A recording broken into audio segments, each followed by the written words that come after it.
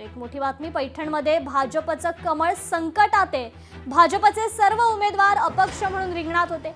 AB form वेळेत सादर न झाल्यामुळे हे अपक्ष लढले उमेदवार भाजप पुरस्कृत म्हणूनच प्रचार करणार आहेत। जिल्हा परिषद आणि पंचायत समिती निवडणुकीत पैठण तालुक्यात भाजपला मोठा प्रशासकीय धक्का बसलाय।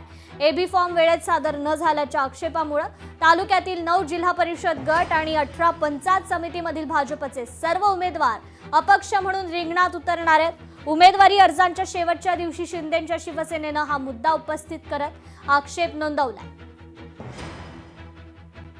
या ठिकाणी हे एबी फॉर्म रद्द करण्याचा एबी फॉर्म म्हणण्यापेक्षा उमेदवारी अर्जच या ठिकाणी भारतीय जनता पार्टीचे रद्द करण्यात आलेले।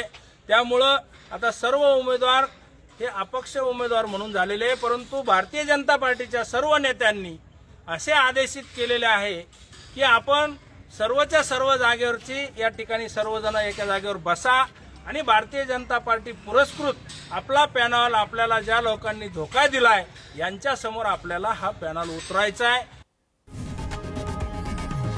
लोकशाही मराठी ऐका, पहा, जागरूक रहा।